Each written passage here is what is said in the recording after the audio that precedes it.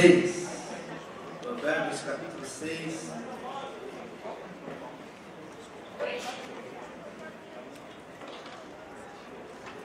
Vamos ler Provérbios 6, a partir do verso 6. Vai ter com a formiga, ó preguiçoso. Olha para os seus caminhos e seja sábio. Ela não tem superior, nem oficial, nem dominador. Olha, nem chefe, nem supervisor, nem governante. Contudo, no verão prepara o seu pão. Armazena ainda assim suas provisões no verão. E na época da colheita junta o seu mantimento. Ó preguiçoso, até quando vai ficar deitado? Quando você vai se levantar do seu sono? E agora lê comigo Mateus capítulo 6. Mateus capítulo 6, palavras do Senhor. Jesus, no chamado Sermão do Monte. Mateus 6, verso 25. Por isso vos digo, não andeis ansiosos pela vossa vida, quanto ao que haveis de comer ou beber, nem pelo vosso corpo, quanto ao que haveis de vestir. Não é a vida mais importante que o alimento, e o corpo mais que as roupas? Olhai as aves do céu, não plantam nem colhem, e não ajuntam em celeiros, contudo, o vosso Pai Celestial as alimenta. Não tendes vós muito mais valor do que elas? Qual de vós poderá, com as suas preocupações, acrescentar uma única hora ao curso da vida? Deus, te louvamos. Pedimos, ó Pai, que a Tua palavra frutifique nos nossos corações. Abra o nosso entendimento, para que possamos contemplar e viver as maravilhas da Tua lei. Nós oramos, ó Pai, pedindo ao Pai nosso no céu o pão nosso de cada dia. Queremos ser discípulos formigas. Queremos trabalhar como as formigas, mas sermos livres como as aves. Queremos entender a nossa responsabilidade, sabendo que tudo está debaixo da Tua soberania e cuidado. Ensina-nos essa lição tão preciosa da Tua palavra essa manhã, em nome de Jesus. Amém. Estava sentado de frente para a entrevistadora do estágio que eu era candidato. Eu tinha que fazer o estágio obrigatório, segundo período da faculdade de Direito, e eu era um jovem, menino de 18 anos de idade, agora eu já sou maior de idade, tenho 31 pelo menos, e eu tinha que cumprir o estágio obrigatório.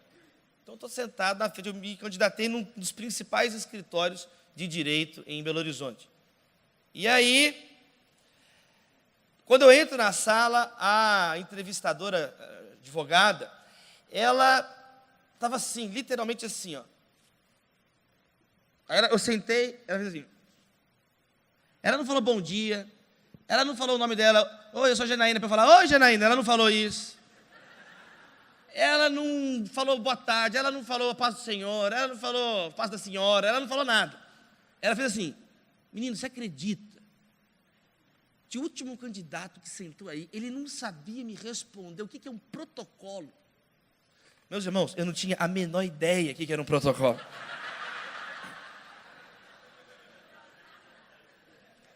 Eu falei, agora, oh Jesus. Aí eu olhei assim, protocolo.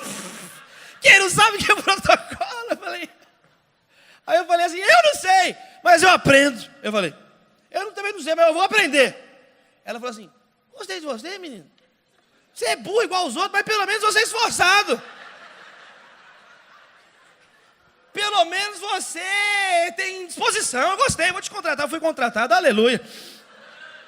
Quem aqui quer ser formiga? Quem quer ser mais formiga? Quem quer ser?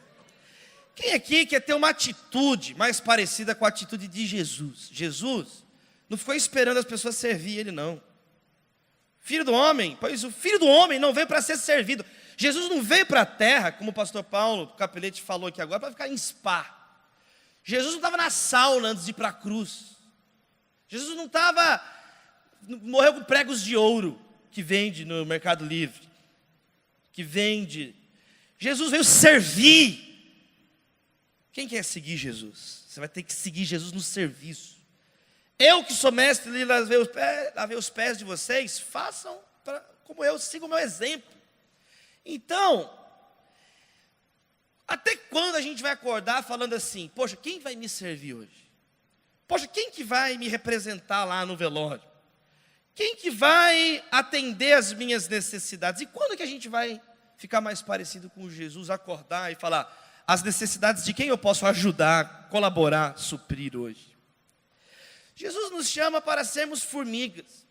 A formiga, ela vai em busca da resposta, não traz problemas, ela traz respostas. Quem quer trazer respostas? Eu quero trazer respostas.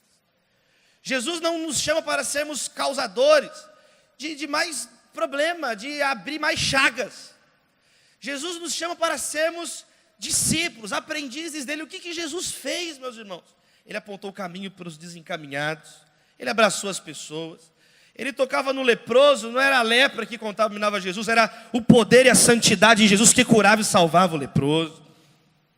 Então, meus irmãos, formigas, elas vão mostrar uma atitude muito importante. A Bíblia fala, o texto que nós lemos, o primeiro texto, observe a formiga, reflita nos seus caminhos. Hoje ninguém quer refletir mais sobre pequenas coisas, nós gostamos de refletir as grandes coisas, mas nós temos que ter equilíbrio. Equilíbrio que a partir das pequenas, aquela formiguinha foi Deus que a criou, e na sua palavra tem um comando, observe, reflita sobre a formiga.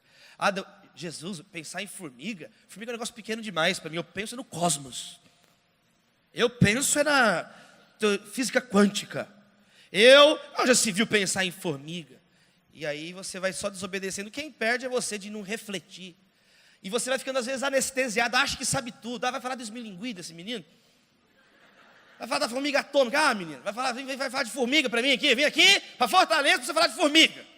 Vim, porque a Bíblia está falando, observe a formiga, reflita para ser sábio. Vai aprender com as formigas, menino. Vamos aprender com as formigas. Minha mãe falava, vai aprender com as formigas, menino. Observe, eu ficava olhando as formigas. Eu lembro a primeira vez, a gente passava as férias num sítio na cidade de São Roque, no interior de São Paulo. E eu lembro a primeira vez que eu vi aquela fileirinha de formiguinhas segurando, trabalhando as folhinhas. Eu fiquei impressionado, eu tinha 4 anos de idade, tem uma foto, eu estou vestido de Batman, e eu estou assim, eu estou olhando assim, e aí eu fiquei olhando, e meu pai me mostrando o poder do trabalho em equipe, a organização, e meu pai falava, olha filho, foi Deus que fez as formigas assim. As formigas não surgiram, Deus que, olha o que Deus fez. E Deus, olha, eu ficava olhando. Então eu tenho um negócio com as formigas e com açúcar também, é 2 coisas que eu gosto. Então eu sempre gostei de observar as formigas, eu gosto muito das formigas. E aí, o Dr. William Douglas, não sei quantos conhecem o Dr. William Douglas, nós escrevemos esse livro, Formigas, Lições da Sociedade Mais Bem-Sucedida da Terra, publicado ano passado pela editora Mundo Cristão, ficou entre os 15 livros mais vendidos do Brasil, ano passado pela misericórdia e glória de Deus. Esse livro deu acesso para a gente falar sobre essas lições bíblicas, sobre fé, trabalho, responsabilidade, onde você imaginar, para crianças, até o Tribunal Superior do Trabalho, para os ministros da mais alta corte da Justiça Trabalhista do Brasil, em Brasília, ministra Adelaide Arantes, ministro Ives Gandra, filho, quer dizer, os ministros, o meu ex-professor, ministro Maurício Godinho, e os ministros ouvindo a gente falar sobre as formigas, os servidores, mais de 3.000 servidores do TST, porque, queridos, são lições universais, são lições atemporais, são lições da palavra de Deus. Há um Deus Criador, nós temos que aprender, ser humildes de aprender. Então a formiga, o que é discípulo formiga? O que a gente aprende? Qual que é a lição da formiga? A lição da formiga é que você não pode ser um preguiçoso. A lição da formiga é que você não tem que ficar esperando as coisas chegarem de mão beijada. A lição da formiga é que é necessário ter iniciativa sim, ter proatividade sim, é você chamar responsabilidade para você sim. A lição da formiga é um alerta para o preguiçoso. Mas aí nós lemos, no segundo texto de Jesus, a lição das aves do céu. E a lição das aves do céu é o outro extremo que ela combate. Se por um lado a formiga combate a preguiça, o discípulo preguiçoso, o pastor preguiçoso, o líder preguiçoso, a esposa preguiçosa, o marido preguiçoso, o filho preguiçoso, a pessoa que não quer pensar, que não quer estudar. Se por um lado a formiga é um alerta, uma advertência severa das Escrituras, que nós temos que trabalhar, a ave vai para o outro extremo. Você não ficar um ansioso e pensar que o mundo depende de você. Você não ficar, agora eu sou o salvador do mundo, tudo depende de mim, vou trabalhar, vou conquistar. Quem nos salvou foi Jesus, repito. Quem morreu na cruz por nós foi Jesus, repito. Deus amou o mundo de tal maneira que deu o seu Filho unigênito para que todo aquele que nele crê não pereça, mas tenha vida eterna. Quem diz, vinde a mim todos que estão cansados e sobrecarregados, foi Jesus Cristo de Nazaré. Nós não podemos cair na tentação de pensar que depende do nosso braço. Não depende de nós, não depende da sua vontade, não depende de nós. Deus é soberano, Deus está no trono, o cetro está em suas mãos. Nós somos os súditos desse rei, desse pai. Então Jesus fala, olha para as aves do céu. Se por um lado o preguiçoso tem que olhar para a formiga e perceber que a formiga não tem chefe, governante, nem supervisor, o ansioso, o salvador da pátria, tem que olhar para as aves e perceber que ela não planta, não colhe e não armazena. Se o preguiçoso tem que olhar para a formiga e entender que apesar dela não ter chefe, supervisor e governante, ela trabalha, contudo trabalha no verão, o ansioso tem que olhar para a ave e entender que a ave, apesar de não plantar, colher e armazenar, contudo o Pai Celestial a alimenta. E se termina com uma pergunta, o primeiro texto, até quando vai ficar deitado, de braço cruzado, preguiçoso? O outro texto também termina com uma pergunta: qual de vocês, por mais que se preocupe, pode acrescentar um côvado ao curso da existência? Uma hora que seja a vida. Qual de vocês, por mais que você se preocupe, vai resolver alguma coisa? Então o discípulo formiga é o discípulo ave do céu. O discípulo ave do céu é o discípulo formiga. Trabalhe como uma formiga, mas sabe que não depende de você, depende do Pai que está no céu. Trabalhe como uma formiga, mas sem ser orgulhoso, porque se você plantar, colher e armazenar, como a formiga faz, pode vir uma geada, pode vir o inimigo que semeia joio, pode vir um partido político que rouba o país, pode vir alguém, um ladrão que, por isso não juntem tesouros na terra, onde a traça, a ferrugem corrói, os ladrões a roubam e roubam. Você deve trabalhar sim, não deve ser um preguiçoso, mas sem nunca pensar que depende do seu trabalho. Não depende, não é sobre você, é sobre ele. Não é o seu movimento, é o movimento que ele fez e que ele continua fazendo hoje. Então, mas você tem a sua responsabilidade. Nós somos co-participantes. Nós somos cooperadores, não competidores de Deus. Pare de construir sua Babelzinha e descanse na Betel de Deus como uma ave. Seja uma pessoa responsável como uma formiga, mas livre como uma ave. É a dimensão da fé, é a dimensão do céu e é a dimensão da terra. Quem quer estar em equilíbrio em nome de Jesus? Então, quer dizer, você quer ser um discípulo formiga, é você ter em perspectiva. Então, por um lado, vamos conversar um pouco sobre isso. Por um lado, gente, nós não podemos ser gente de braço cruzado. O Provérbios fala assim, o preguiçoso, ele é como uma porta que fica virando nas dobradiças. Ele fica virando de um lado para o outro na cama e não sai para trabalhar. É o preguiçoso, fica fritando na cama. É a tapioca. Ele vai ficar aqui, aí ele vira. Quer dizer, ele está em movimento, mas um movimento que não sai do lugar, um movimento que é um desmovimento.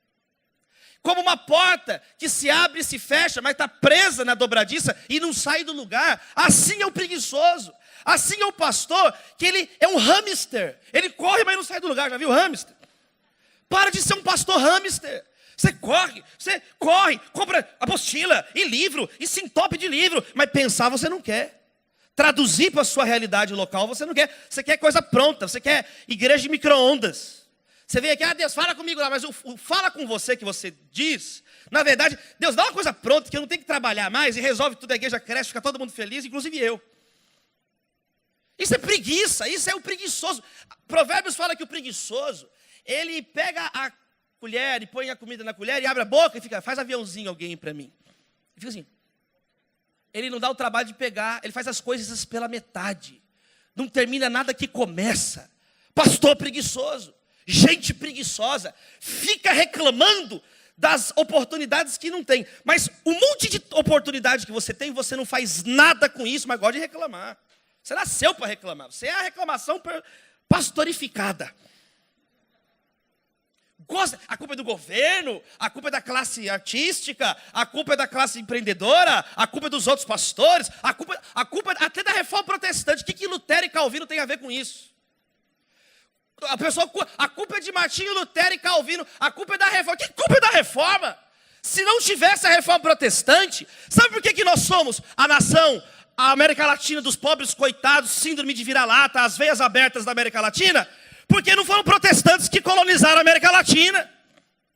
Nós replicamos, sabe o quê? O modelo católico, centralizador, absolutista da era medieval. Essa foi a estrutura de poder repetida na América Latina. Olha para os Estados Unidos da América. Vai olhar o que a reforma protestante fez lá. A nação que no século XX se tornou... Tem problemas? É claro que tem problemas. Mas vai comparar Estados Unidos com a América Latina? Não tem comparação. Não tem comparação. Por quê? Essa foi a minha dissertação de mestrado na PUC. A influência do calvinismo na formação da democracia norte-americana, que recebeu nota máxima cum laude. Por quê? Porque não tem como questionar, é um fato. A reforma protestante, gente que não teve preguiça, como Lutero e Calvino, avançaram muito a história da humanidade. Quem está falando isso não é pastor, quem está falando isso não é ortodoxo reformado, quem está falando isso é Fábio Conder Comparato. Um dos maiores filósofos do direito do Brasil, no seu livro Ética. Quando ele começa a falar sobre o mundo atual, primeira coisa que ele diz, a primeira revolução do mundo moderno chama Reforma Protestante. Nós não seríamos nada, nenhum avanço das coisas boas sem a Reforma Protestante. Aí vem um monte de gente falar mal da Reforma, nos 500 anos da Reforma. Qual movimento, eu te pergunto, tem meio milênio de existência? Não tem. Tem que celebrar sim. Tem que agradecer a Deus sim, pelas pessoas das outras nações. Que falta de humildade é essa? É a síndrome de vira-lata. E tem que ver os erros. Tem que ver que tem coisas que não aplica mais hoje. Essa é a preguiça. Essa é a preguiça. Querer coisa pronta, querer modelinho encaixado. Tem que trabalhar. Como o pastor Paulo Capelletti disse, tem que ir lá abraçar as pessoas. Quando você vê uma pessoa, não julgue a aparência não. Não veja a roupa que está usando, não vê se está de terno, não vê se está de camisa. Olha o coração que está pregando ali. Porque é assim que Deus vê as pessoas, não a aparência, mas o coração. Agora é cheio de gente que vê a estética, gente viciada em Instagram, gente viciada no ícone, na imagem. Vê, logo desencaixa, tanto de um lado quanto de outro. Jesus Cristo morreu pelos oprimidos e morreu no lugar dos opressores. Sinto te dizer. Ele morreu no lugar dos oprimidos e morreu no seu lugar, porque você não é oprimido. Você pode ser oprimido por um lado, você é um opressor por outro lado. Você é o opressor. Você é o opressor. Formigas, discípulos formigas, não culpam gerações que vieram antes, como se você fosse Deus. Nós não somos Deus, Deus é Deus. Deus é Deus. Cabe a nós humildemente entendermos o nosso papel nesse tempo. Pegando aquilo que tem de bom, trago à memória o que me traz esperança. O que não me traz esperança, joga no lixo. Não vire uma estátua de sal. Seja o sal da terra. Quem recebe essa palavra em nome de Jesus essa manhã? Seja equilibrado, seja sábio, seja ponderado. É fácil ser radical. Difícil é ser equilibrado. Difícil é ser maduro. Difícil é dar espaço para um jovem trabalhar na igreja e ao mesmo tempo saber disciplinar o jovem. Só disciplinar é fácil. Então faz o que quiser, é fácil. O difícil é a disciplina. O difícil é o equilíbrio. O difícil é viver em conjunto. O difícil é ser maduro, gente. Esse que é o difícil. Ser criança é fácil, é só você ser criança. Então o discípulo formiga é um discípulo que sabe até onde vai a responsabilidade dele. Você quer ser uma pessoa assim, querido? Você tem que saber o que é sua responsabilidade. Que a preguiça faz você terceirizar. Não, você tem que entender que você está nesse tempo, nesse país, Brasil, e você tem uma responsabilidade nesse tempo. Brasil, vamos falar de Brasil. Vamos falar de Brasil. Brasil, celeiro do mundo, de comida. Só que eu não estou falando de celeiro de missões, celeiro de comida. Tem alguém do Mato Grosso aqui? Tem alguém do Mato Grosso? Quem já sobrevoou o Mato Grosso e viu as plantações de soja que tem no Brasil? Olha, meu irmão, quem viu é uma coisa que você não esquece. Você esquece as outras coisas, você não esquece a soja do brasileiro. Brasil, primeiro e segundo maior exportador de produtos agrícolas do mundo, em qualquer categoria, está em primeiro ou segundo. O Brasil é pódio em exportação de comida, porque o país para ter comida como o nosso. Mas, ao mesmo tempo, olha a contradição. O país que tem tanta comida, e como o pastor Paulo acabou de falar, tem estômagos gritando de fome. Gritando de fome. Não é que tem alguma coisa errada com o Brasil, tem alguma coisa muito errada com o Brasil. Só soja, tem tudo de soja. Você vai, plantação de soja, tem casa de soja, igreja de soja, teologia da soja, pastor de soja. Só soja. O Brasil é aquífero do mundo. O Brasil tem água. A crise global hoje é uma crise da segurança hídrica, e o Brasil tem água. O aquífero Guarani, Rio Amazonas. A Natália um dia cantou no cruzamento das águas, no Rio Solimões e Rio Negro. Ela olhou lá e começou a cantar Vila Lobos, Floresta do Amazonas. Vocês tinham que ver. Pararam os barcos em volta. Aleluia, foi uma bênção. De tão lindo que é. Quem já foi no Encontro das Águas? Vai conhecer o Brasil, irmão. Para de ir para a Austrália, vai para o Amazonas. Para de viajar para a Austrália, para de ir para o Vale do Silício, vai para o Amazonas. O mundo inteiro vem para cá e você fica indo para a Austrália. Deixa os cangurus lá, vem ver os tamanduá bandeira brasileira aqui. Vamos ver o lobo-guará um pouco. Vamos ver os nossos animais aqui, a nossa fauna, a nossa flora. Rio Amazonas, o Brasil é o aquífero do mundo, tem água. Tem o maior rio do mundo, o Rio Amazonas. O Rio Nilo é o único rio que compete com o Amazonas. Você não vê o outro lado da margem, você fica assim, Deus, isso aqui está na minha terra. O Brasil, o aquífero Guarani tem água, vai. A usina hidrelétrica de Itaipu, binacional com o Paraguai, é a usina que mais gera energia elétrica. Ano passado, o Brasil bateu um recorde mundial. Foi o ano que uma usina hidrelétrica mais gerou energia na história da humanidade. Foi no Brasil. Ao mesmo tempo desse gigantismo da nossa água, pessoas no Piauí morrendo de sede. E eu conversando com o Juliano Som, meu amigo, ele falando de pessoas que morrem de sede, o delírio que elas têm antes da sede. Que não é você morre de fome, você fica 40 dias em jejum, aí você vai morrendo desnutrido aos poucos. A sede não é um negócio assim que você vai desnutrindo.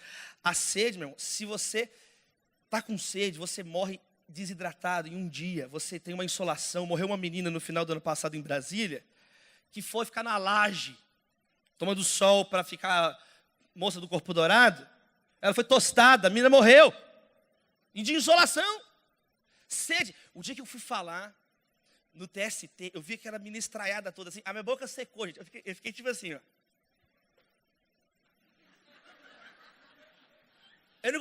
E não tinha água. Não tem um irmão caridoso que deu um copo de água fria para mim assim, ó. Quem já teve a boca seca assim? Ontem, quando eu subi aqui, a boca secou também, que eu disfarcei. Olha o que o pastor Armando, o bicho está ali. Quase que eu chorei. Deus me perdoa, porque eu existo. A sede você não consegue nem falar. Isso é muito sério, porque a sede tira até a capacidade elementar de raciocinar. As pessoas começam a ter delírio. E Juliano falando comigo de crianças que entram dentro de carro, começam a lamber o óleo por causa do desespero que é a sede dá. No Brasil tem isso. O Brasil, pulmão do mundo. Pulmão do mundo. Eu tive um encontro com a Marina Silva. Ela começou a falar e conversando sobre essa questão ecológica. Como que é importante. Nenhum país do mundo tem mais verde que o Brasil, biodiversidade que o Brasil. Nenhum país do mundo tem a biodiversidade tão rica, mais espécies de árvores nativas, etc., que o Brasil. E as pessoas morrendo, com os pulmões intoxicados. A Oxfam, que foi citada aqui agora pelo pastor Paulo, relatou, todo ano sai o Atlas, o mapa das cidades mais violentas do mundo. Das 50 cidades mais violentas do mundo, 23 estão no Brasil. Olha a contradição. E ao mesmo tempo, Antônio Guterres, falei isso com os jovens ontem aqui à noite. Antônio Guterres, secretário-geral da ONU, que é ex-premier português, ele deu, nos primeiros pronunciamentos, ele falou assim: o Brasil é uma nação que tem a capacidade de ser um mediador global de conflitos. Porque o Brasil tem uma política externa completamente independente. Porque o Brasil é uma nação que tem uma tradição de luta, pelo menos no papel, pelos direitos humanos. O Brasil fala com o Irã, com a Venezuela, com os Estados Unidos, com Israel. O Brasil fala com todo mundo. Então, a gente é elogiado lá fora por ter capacidade, às vezes, de mediar um conflito. E aí, por outro lado, as nossas cidades, Fortaleza é a 4ª cidade mais violenta do mundo. E nós estamos todos aqui, pastores e líderes, dentro da cidade, que é a quarta cidade mais violenta do mundo em violência urbana. É uma guerra civil praticamente. É uma guerra, é uma sobreposição de tragédias. É uma sobreposição que começa na tragédia do pecado. E onde está a ferida? E não, por que assim? Por que tanta miséria? Por quê? Por causa do pecado. Não é por causa de uma ideologia política. Não é isso que a Bíblia nos diz. De onde vêm as guerras? De onde vem essa cataclisma mundial? Vem das paixões que guerreiam dentro de nós. Jesus Cristo disse, não o que entra que contamina, é o que sai que contamina. Eu nunca entendi por que a gente vai comer aquela goiaba, aquela maçã e tem aquela minhoca possessa lá dentro. Graças a Deus que tem o Discovery Channel. Quem gosta do Discovery Channel, eu gosto do Discovery Channel. Para de ver Netflix, irmão, você está viciado, em série. Pastor não prepara sermão, fica viciado no Netflix. Teve uma menina que colocou um Twitter assim, eu não sei nem o que seria da minha vida sem o Netflix. Aí o próprio Netflix respondeu ao infeliz, simples, você teria uma vida, pelo amor de Deus. O próprio Netflix zoar você é para você parar. O Netflix virou o ópio do povo. Netflix é óbvio do povo. Vai ver o Discovery Channel. O Discovery Channel me explicou que quando a fruta está em flor ainda, vai a lavinha e coloca o ovinho lá dentro. Quando vira o fruto, tem um bicho demoniado lá dentro. É isso que os reformadores nos reafirmaram. A salvação é só pela graça, mediante a fé. Sola graça, sola escritura, solo deu glória, sola fide, solo Christus. Eu escrevi um texto sobre os cinco solas em 4 solos. Vai sair no portal da Ultimato agora esse mês. A salvação não vem de nós, vem de Deus. A glória de Deus, a graça de Deus, a fé, mediante a fé que Deus opera em nós. Não é a formiga que vai construir o formigueiro, é Deus que alimenta a ave do céu. Não é a gente que vai transformar na força do nosso braço. É isso que Satanás propõe para Jesus. Transforma as pedras em pães. Olha que discurso sedutor. Gente, vamos transformar tudo em pão. Vamos dar comida para todo mundo. E digo mais, meus irmãos. Com isso, provaremos que somos filhos de Deus. É um discurso com meias verdades. Quantos estão entendendo? É um discurso com meias verdades. Gente, vamos dar comida para os pobres, vamos lutar, vamos alimentar todo mundo. E digo mais, e nós vamos provar que nós somos filhos de Deus. Só que você está provando para o diabo, tentando provar e está provando que não é, que é filho dele. Porque Jesus Cristo batizou e o Pai disse, esse é meu filho amado em quem eu me agrado. O que o Deus diz, o diabo vai desdizer e vai propor um caminho falso. Um caminho que não tem a ver com a voz de Deus, mas com a voz da serpente. Com a voz de Satanás. E ele é uma meia-verdade. Ele é uma meia-verdade. O diabo mostra só as coisas da terra. O diabo quer fazer você ficar desesperado. O diabo quer fazer você ficar amargurado, triste, perder a tua família, perder os teus filhos, perder a tua igreja, perder a tua sanidade, perder os teus amigos. É isso que o diabo quer. Ele quer destruir a tua vida. No princípio, Deus criou os céus e a terra. E aí o diabo só pensa na dimensão da terra. Por isso que ele fala, transforme as pedras em pães. Por isso que ele fala, se atire do pináculo do templo, na terra, Jesus. Jesus, ele vai para o monte mais alto. Olha o sermão do monte do diabo. Eu te darei os reinos da terra, se você se prostrar e me adorar. Satanás. Na cruz, o que o diabo propõe a Jesus? Vem para a terra, desce, salvou os outros, não salvou a si mesmo, desce. Mas porque Jesus não desceu da cruz, nós podemos subir ao céu. Eleva os olhos para os montes. No desespero, não olhe só para a terra. Se você olhar para a terra, você vai ficar desesperado, você dá um tiro na tua cabeça. Tem muito pastor se matando. Tem muito filho de pastor se matando. Porque só olha para a terra, só olha para o jornal, só olha para a Folha, para o Globo, para o Estado. Só olha para a terra. Eu coloquei um anúncio simples essa semana no meu Facebook. Hospital de líderes de jovens. Milhares de e-mails. Não para de receber e-mails, tudo destruído. Porque é um bando de gente desesperada, como se tudo dependesse de nós. Não depende de nós, depende do que Ele fez na cruz. Isso é um projeto maligno. Isso é um projeto Babel, construir coisas só dependendo de nós. Não. Jesus diz, olhe para os lírios do campo. Deus te chama para olhar para o horizonte mais amplo. Quem quer olhar para um horizonte mais amplo?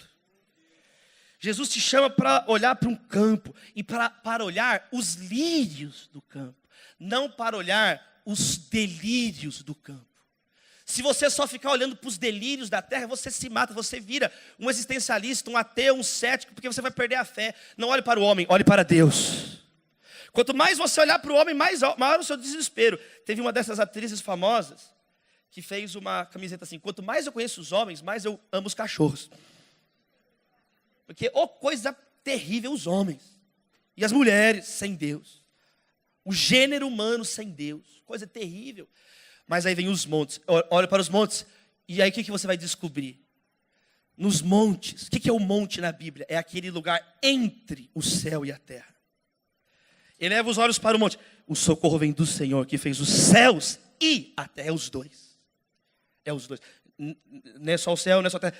A primeira frase da Bíblia: o céu não é o nosso destino, o céu é o nosso início.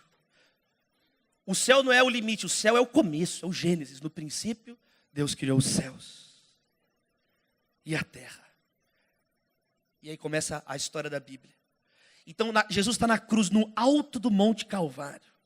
O Monte Caveira, exposto. A cabeça, caveira é a cabeça exposta. Jesus exposto, vulnerável, entre o céu e a terra, nos reconduzindo a Deus. Quem ama Jesus? Eu amo Jesus. Nos reconduzindo ao céu. Agora Jesus está no monte. E os seus discípulos se aproximam dele. E ele abre a boca e passou a ensiná-los dizendo, porque a boca fala do que está cheio o coração. Agora ele abriu a boca. Onde estiver o seu tesouro, aí estará o seu coração. Jesus abriu a boca, abriu o coração, abriu o tesouro no monte. Bem-aventurados os pobres em espírito, porque deles é o reino dos céus. Começa no céu. Ele começa a recriar o mundo no céu. Bem-aventurados os que choram, serão consolados. Bem-aventurados os mansos, eles herdarão a... Chegou na terra. Tem lágrima, está chovendo sobre justos e injustos. Tem justo chorando, tem injusto chorando. Você tem que entender que avivamento não é o céu.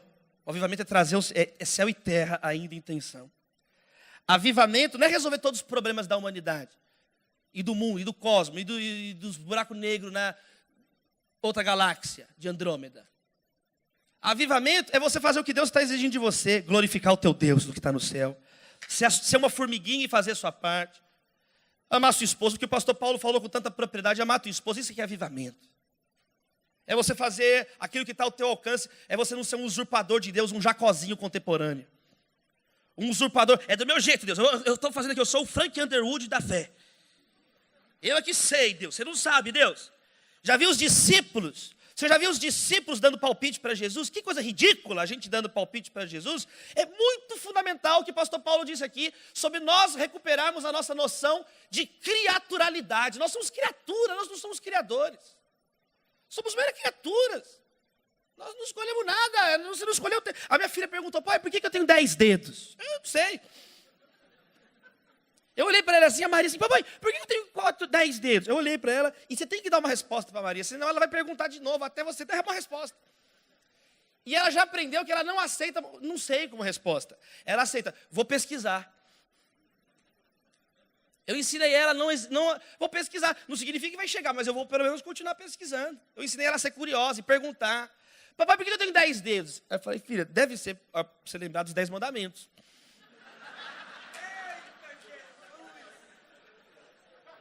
Lembra desse quinto aqui, ó, honrará o teu pai e tua mãe. É legal.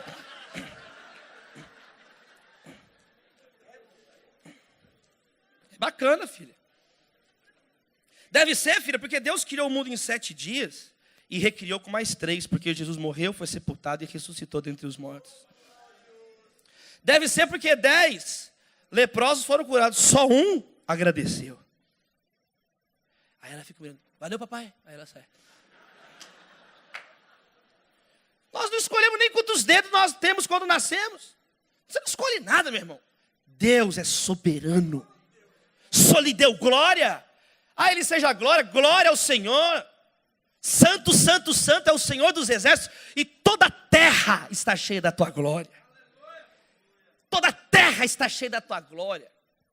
Os céus, tudo. Queridos, então Jesus, na cruz, ele vai trazer agora, deu essa atenção. Você não tem que ser uma formiguinha, ele começa agora a dar o acesso para o céu. Ele rasgou o véu. Ele é o caminho, a verdade e a vida. Ele é o bom pastor. Ele é a videira verdadeira, ele é a porta. Ele é a luz do mundo, ele é o maná, ele é o pão vivo que desceu de onde? Do céu. O nosso pão não é da terra. Satanás, nosso pão não é da terra, nosso pão é do céu, é o pão de Jesus. Ele é o pão vivo que desceu do céu. Ele é o maná escondido que foi revelado a nós pelo Espírito Santo. É Jesus, e ele próprio diz isso em João capítulo 6. O povo não gostou. O povo não gostou, Jesus, esse discurso aí, não, nós queremos trabalhar, nós somos formiga, saúva, ninivita, filisteia, possessa. É quando a formiga fica endemoniada. Quando a formiga fica endemoniada? A formiga fica endemoniada, que é aquele momento onde ela te pica. Aquele momento é quando ela está endemoniada, pensando que depende dela salvar o formigueiro. É quando a formiga fica possessinha. Aí tem que sair do açúcar para o sal grosso. Então, quando você começar a ficar assim, amargurado demais, chato demais, aí você começa a olhar para o monte. Sabe o que você vai ver lá? Jesus na cruz. Jesus que redimiu o universo. E deixou o exemplo da gente ir para lá, para a cruz. Deixou o exemplo para a gente trabalhar e ir para lá. Quem quer me seguir, pegue sua cruz todo dia e me segue. Todo dia você tem que olhar para a cruz. Todo dia você tem que carregar a tua cruz. Ah, mas aí você não quer trabalhar mais. Não, Jesus, pega aí os meus fardos pesados, mas não me dá cruz e jugo não, e nem maca para eu carregar. Já que você pega tudo então. Jesus fala para você continuar carregando a cruz. É a parte que nós vamos continuar. Crucificando a carne, trabalhando. Olha o que Paulo fala. Você não quer trabalhar? Não tem problema. Mas não come também. Não tem problema nenhum. Você não quer trabalhar, não precisa trabalhar, mas aí você não come também. Faz fotossíntese. Fica assim, a planta assim. Você quer comer? Trabalha! Vai trabalhar! Trabalhar ninguém quer. Pensar ninguém quer. Ninguém quer pensar. Eu lembro para conquistar. Você acha que é fácil conquistar a cantora lírica? Meu irmão. Os abutres, os urubus, Flamengo, tudo em cima da menina. Sai! Essa aí é minha. Eu lembro a primeira vez que quando eu queria convidar a Natália para sair, eu fiquei passando fome uns 4 meses para juntar dinheiro do estágio que eu consegui no começo do sermão para levar ela no restaurante. Aí eu convidei a Natália, vamos para o restaurante. A gente foi para o restaurante, eu e a Natália, né? E aí, porque eu já fui em restaurante que as pessoas estão azedas. Um dia eu fui para o restaurante com ela, a mulher tão azeda, eu cheguei todo feliz, a garçonete, o que você quer? Eu falei, eu quero ir embora, eu quero ir embora. Não é legal? Você viu aqui o pastor Paulo falando que ele foi jantar com a esposa dele. Não é legal você ter esse dia que você vai jantar com a tua mulher? Filha, tá gostosa essa comida, né, pai? É, tá, vai embora agora, que eu vou comer ela aqui com a sua mãe. Sai daqui. Era esse dia, eu estava namorando, tinha que conquistar a menina, tem que trabalhar. Poxa, Jacó trabalhou 7 anos mais 7 para ficar com Raquel. Né? A gente pode trabalhar pelo menos 7 dias, ficar sem descanso uma semana. Aí o garçom, o que você quer? Eu, nada. Porque ela ficou feliz vendo o nome dos pratos. Eu fiquei desesperado vendo o preço dos pratos. Ela ficava vendo o céu, eu ficava vendo a terra. Ela ficou vendo, né, o paraíso, o Éden. E eu fiquei vendo ali a labuta, o deserto de Canaã, rumo à terra prometida. Aí eu fiquei desesperado. Água! Com gás ou sem gás, senhor? Tá na concha da mão, sua mão tá limpa. Traz na concha mesmo, tá bom, da torneira. Ele viu meu desespero. Ô, garçom, o que você me sugere? Olha, eu sugiro um financiamento, irmão. Eu sugiro você fazer... Faz a campanha aí, faz alguma coisa aí, não vai dar. Mas aí ela comeu, eu fiquei ali, e aí, no final, na hora de pagar, nós vamos pagar. Eu falei, não, Natália, não, que isso, Natália, eu pago. Casado, irmão, aqui, ó, casado. Tem que trabalhar, oh, aleluia, aleluia, aleluia.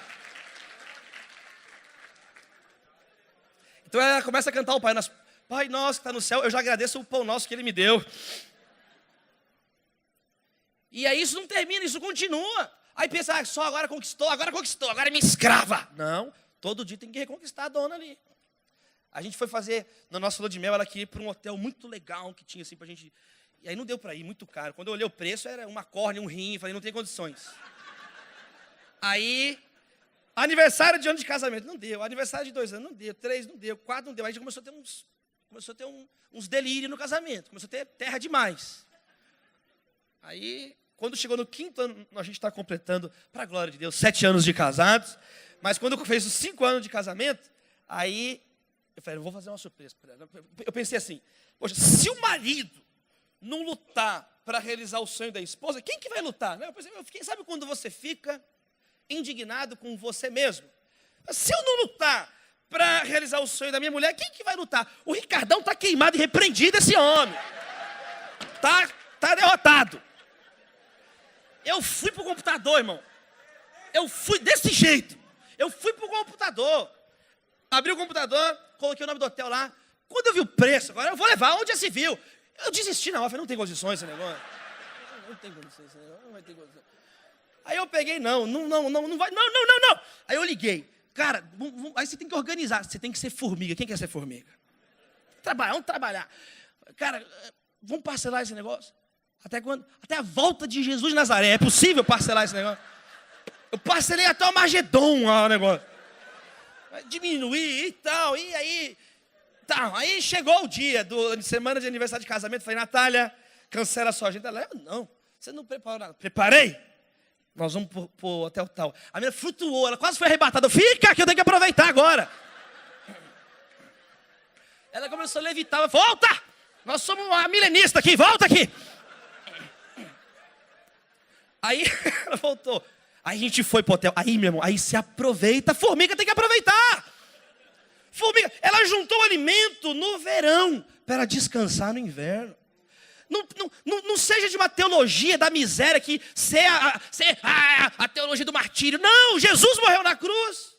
A vida já é sofrida demais, já tem sofrimento demais, já tem luta demais. Então Deus, a pessoa madura é que nem Paulo. Eu aprendi a estar satisfeito em toda e qualquer situação. Você não nasce sabendo fazer isso, mas você pode aprender. Aprendi. Ele usa uma palavra que é a palavra de ser iniciado numa seita de mistério. Ele usa uma palavra que é quase assim, eu virei e tenho uma seita de mistério. É uma coisa difícil, mas que aprendi a ter muito e a não ter nada. Tem gente que só é crente se não tiver nada. Se tiver uma coisa, ele fica endemoniado. Agora, tem gente que só sabe ter tudo. Se perde, Deus não existe. Seja um Paulo do século 21. Tudo posso naquele que me fortalece. 100% confiante, tudo posso, mas 100% dependente é naquele que me fortalece, não é por causa de mim. E aí foi, poxa vida, tanta luta. Foi um final de semana feliz no hotel. Falei, agora eu vou aproveitar esse negócio aqui. Falei, Natália, agora você nada nessa piscina, Natália. Nada, vai nadar. Você faz umas recomendações. Agora você vai nadar. Nada. Vai, mais rápido. Vai, borboleta, nada borboleta. Não vai classificar para a Olimpíada, Natália. Você vai ficar de fora. César Cielo ficou de fora. Agora volta agora. Nado lagarta. Volta. Eu chamei o cara do hotel e falei assim, por favor, pode pegar a minha mala? Pois não, senhor. É para levar onde? Não, só estou testando ser rápido. Só fica segurando ela aí mesmo. Aí você aproveita, meu irmão. Essa cama aqui, a Marilyn Monroe ficou nessa cama. Nós vamos quebrar essa cama hoje aí. Ô, pastor Paulo, cadê o pastor Paulo? Aleluia, pastor Paulo. É isso aí. Avivamento. Quem quer esse avivamento no teu lar aí? Cântico dos cânticos, labareda de fogo, amor. Amém, meus irmãos? Quem está entendendo o que eu estou falando? A formiga, ela vai trabalhar, vai ter alegrias, vão ter de sabores. É a dimensão, isso é a vida. Isso é a vida. E aí você tem que aprender a lidar com os cataclismas do universo e com as suas tristezas pessoais. É a formiga, é a luta da formiga. É a luta da formiga. E aí vão ter os momentos de alegria, de muita felicidade, e vão ter os dias de muita tristeza. Quando a gente foi no ultrassom ver, tão feliz, né? Aí a minha filhinha vai nascer e tal, foi no ultrassom, aí vem a notícia. Olha, a Maria vai nascer com os pés tortos. Aí tem outro lado, tá vendo? Aí tá rindo, aí tá chorando. É a vida. Aí a Maria, o médico falou, olha, ela 99,9% de chance, ela tem um problema congênito, os pés dela vão ser para trás assim. Aí como é que fica? Que você fala para a tua esposa? Pregando, fazendo os negócios, e ora. E segue a cartilha toda, meu irmão. Segue a cartilha, segue todos os manuais de todas as teologias. Segue, faz, e ora, e chora. E lê, define o Calvino e tudo. E aí vem a luta do mesmo jeito. É Deus, aí, tá vendo? Aí cadê o teu Deus? Aí o Satanás começa a tentar. Aí, o que adianta? O que adianta? E aí, o que faz? Aí é hora de você olhar para a cruz. Na hora da alegria, olha para a cruz. Lembre das gotas do Calvário. A gota de vinagre que serviram para Jesus, a gota de fel com vinho, as gotas de sangue e água que saíram do lado dele. Aí você olha para o trabalho dele que foi exprimido por nós. E a nossa alegria é estar exprimido com Jesus. Quer vivamos, quer morramos, pertencemos ao Senhor. De longe tragam os meus filhos a quem criei para a minha glória. Então não se perca nem na alegria e nem na tristeza. Frase clássica do C.S. Lewis. Ele fala, né, que Deus, ele sussurra no prazer, mas ele grita através da dor, do sofrimento. O sofrimento é o megafone de Deus num mundo atordoado. Porque no prazer é muito fácil esquecer de Deus. Lembre-se de Deus no prazer. Mas lembre-se de Deus no sofrimento. Não fica desesperado. Não depende de você. E aí você vive, para a gente encerrar, como uma ave no céu. Quem quer ser uma ave? Quem quer voar? Eu quero voar. É aí que você começa a voar. É esse momento que você está andando na água. É esse momento que você está caindo na água. E você grita, Senhor, salva-me. E aí, o milagre não é andar na água. O milagre é Jesus pegar a gente e não deixar a gente afundar. Aí é nesse momento que o teu mundo está ruindo. É nesse momento que nada está fazendo sentido. Mas meu pai pastorou uma igreja que em 1997 tinha 3.000 membros em São Caetano do Sul. Eu falei para vocês ontem que eu sou filho, neto e bisneto de pastor. Você não precisa me falar nada de igreja. Eu vivo a igreja, cada DNA, cada molécula da minha igreja. Eu não conheço nenhuma pessoa no Brasil que tem 8 bisavós evangélicos, crentes, protestantes. Eu sou o protestantinho de estimação da igreja. Não vem falar de igreja. Eu li tudo que os livros que vocês leram, eu já li. Com 16 anos eu comecei a ler os livros, não parei mais. Eu já li mais livro do que é necessário numa vida. Já organizei mais congresso acadêmico que é necessário. Igreja, com essa igreja da esquerda para a direita, da direita para a esquerda, de cima para baixo, na diagonal também. Em todas as 11 dimensões. Igreja, tudo igreja. Eu estava na primeira marcha para Jesus, em 93, no Vale do Anhangabaú, vendo aquele povo todo lá. Igreja, igreja, igreja, igreja, igreja. Viu meu pai ficar doente. Viu meu pai ficar acamado 3 meses, e a igreja dividir. E a igreja rachar. Aquela velha história que você conhece, que o Caio Fábio chamava de síndrome de Lúcifer, que eu chamo mais para o século XXI, complexo de Diótrefes. Quem lembra do Diótrefes? 3 João. É o cara que quer ser o mais importante da igreja. Né? É o complexo de Diótrefes. Ele quer ser mais importante que os outros. A função dele é ser mais importante que o joiozão, o joio. Marcha do joio vai ter daqui a pouco. Ele é o líder da marcha do joio. Aí aquele cara que meu pai ganhou para Jesus, casou e etc., ordenou o ministério, está na igreja. Quando meu pai ficou doente, é o primeiro a falar, vamos fazer outra igreja. A igreja vai chamar Nova Aliança. E aí o meu pai trabalhou até aposentar na Aços Vilares. Meu pai foi metalúrgico, não pegava dinheiro da igreja, trabalhou a vida inteira. E aí, meus irmãos, sabe o que aconteceu? Piorou a saúde do meu pai. Ficou um grupo de irmãos, ficou uma coisa confusa. Aí a igreja que dividiu em 2, dividiu em 3, dividiu em 4. E eu tinha 11 anos de idade olhando aquilo tudo. Eu cresci numa casa com missionários. Eu cresci lendo os livros do Messias Anacleto Rosa, do púlpito. Eu comecei a pregar com 15 anos de idade. Eu fui consagrado ao ministério pastoral com 19 para 20 anos. Eu li, eu cresci, por quê? Porque eu vi o lado do céu da igreja. Quem viu já o lado do céu da igreja? Eu tenho lembranças que são indeléveis na minha alma, a cruz perpetuamente na mente. Cristo logo existe, eu conheço Jesus. Ele morreu pela igreja. Ele salvou a igreja. É imperfeita mesmo, o mundo é imperfeito mesmo.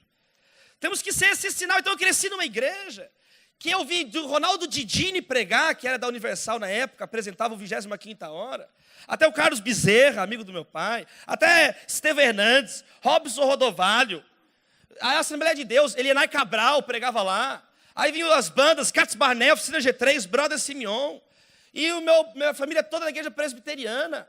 E aí lia o livro de um, aí lia o Nicodemos falando da batalha espiritual. Isso era minha adolescência. Os meninos brincavam de coisa, eu falei aqui ontem, eu brincava de ser pastor. E eu gostava, era tão legal, os missionários da Nigéria e os missionários de Toronto. E era uma coisa tão legal. Aí agora que meu pai ficou doente, acabou tudo. Todo mundo falando mal, uma briga. E eu vendo aquilo tudo. E a ponto da gente ser despejado de casa. Você já foi despejado de casa por causa da igreja? Alguns já, tem gente fazendo assim, nós vamos morar, irmão. E eu vejo meu pai no hospital, minha mãe de joelho chorando em casa, uma mulher de oração. E eu olhando tudo aquilo ali. Ali com 11 anos de idade, eu entendi que a igreja ela é imperfeita. E aí o pastor Jorge Linhares, que mandou um abraço a todos vocês. Pastor Jorge Linhares, Jorge Luiz Coelho Linhares. E outros pastores amigos do meu pai. E outros pastores, o meu pai me ensinou isso, filho, nós somos do reino de Deus, nós não somos de placa. E meu pai me deu uma formação muito sólida de teologia em Berkhoff, e eu li o Gruden, e fui lendo os reformados, e li tudo do Spurgeon, e tudo, segui a cartilha toda, como disse, mas ao mesmo tempo, outra pegada de ajudar as pessoas. E aí esse monte de gente estava na sala de casa. E o pastor Jorge falou, não, eles vão para Belo Horizonte. E aí a nossa família foi acolhida em Belo Horizonte. E eu era isso tudo ainda criança. E aí cresci, casei com a Natália, formei em Direito. E aí vi outras coisas boas na Getsemane e outras coisas tristes na Getsemane. E aí a história que eu tinha visto na infância, repetiu tudo de novo na adolescência. Eu vi as coisas boas, a igreja nossa cresceu para 40 mil membros. O pastor Jorge me colocou como vice-presidente da igreja. Liderei os jovens, 4 mil jovens. Mais de 30 nós colocamos no curso de medicina da UFMG. Esse ano fui convidado para pregar na 6ª formatura seguida da UFMG, por causa que os jovens da nossa igreja estão se formando nas melhores universidades de Belo Horizonte do mundo. Uma célula com 13 meninos, tudo do Ciências Sem Fronteiras. E nós começamos, e vi muitas coisas boas ali, aprendi muitas coisas boas ali, e sofri muito ali. Se você pudesse ver o meu rosto, o que a igreja fez, ele é todo mutilado, acho que não tem nada, mas tem olho, não tem nada. Você vai ver um cadáver, você vai ver um cadáver de tanta pancada, de tanta decepção, não tem nem como sentir. E é muito bom quando você tomou tanta pancada que você morreu, aí você nasceu.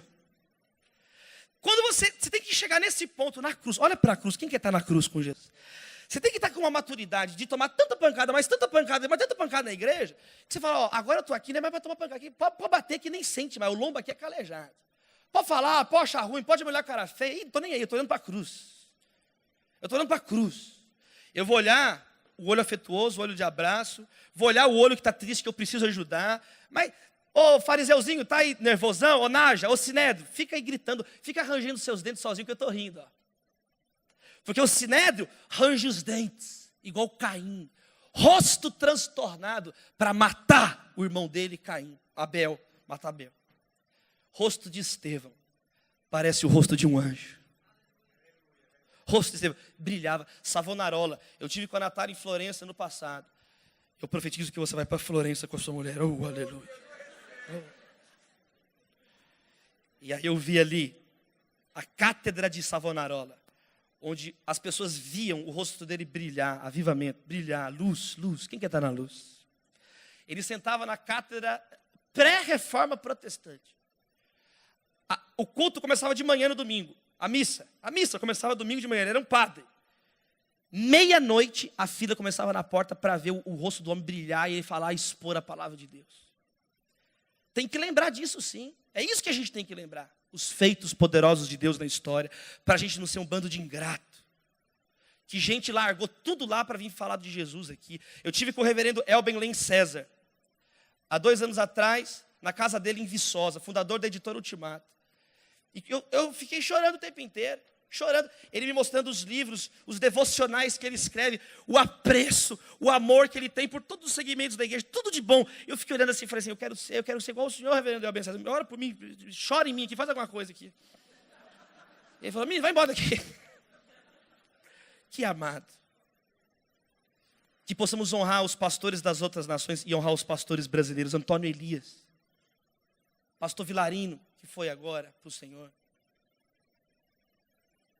Pastor Caio Fábio, pai presbiteriano em Manaus. Homens que, por causa deles, estamos aqui. Homens e mulheres, suas esposas, suas mulheres. Mulheres de oração, intercessoras, pregadoras do Evangelho. Mulheres competentes, capazes. Famílias inteiras, filhos que sofreram para nós. O filho dessas pessoas. Pastor Russell Shedd e tantos outros. Eu estava no enterro do Ernesto Tonini. Eu fiquei do lado. Será que eu vou ficar aqui para ver se ele vai ressuscitar? Eu vou ficar do lado aqui. Estava eu, pastor Igor Junco, o Samuel Israí, pastor Jonas Neves, que foi o fundador, plantador da Igreja Batista Getsemane.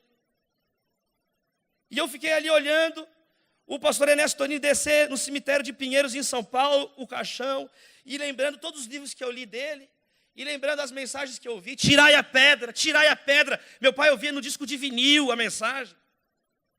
E eu falei, eu estou aqui agora. E o pastor Jonas Neves falou assim, gente, vamos agora erguer as mãos. Um culto de felicidade no cemitério. E todo mundo ergueu as mãos. E eu falei assim, isso aqui, gente, é o máximo que dá para ter na terra, é isso aqui. Eu fiquei olhando. E todo mundo começou a cantar. O coveiro começou a chorar, converteu, aleluia. O coveiro, eu olhei para o coveiro do lado. O coveiro, o rosto, todo mundo sentiu uma presença de Deus. Todo mundo começou a agradecer e cantar e agradecer a Deus. E acabou, e a vida de todo mundo continua. E Deus continua mesmo. Agora nós somos as formigas. Agora é a nossa vez. Agora vamos nós trabalhar. Agora, então vamos trazer o que tem de bom. Vamos lembrar do que tem de bom. Quem está comigo nesse projeto, em nome de Jesus? Senão, se a gente ficar olhando, a gente vai virar estátua de sal. E nós somos chamados para salgar a terra. Para concluir, meus irmãos, vamos ser aves livres. É o Pai que nos alimenta. É o Pai que cuida de nós. Jesus gritou, Deus meu, por que me desamparaste? Mas o mesmo Jesus disse,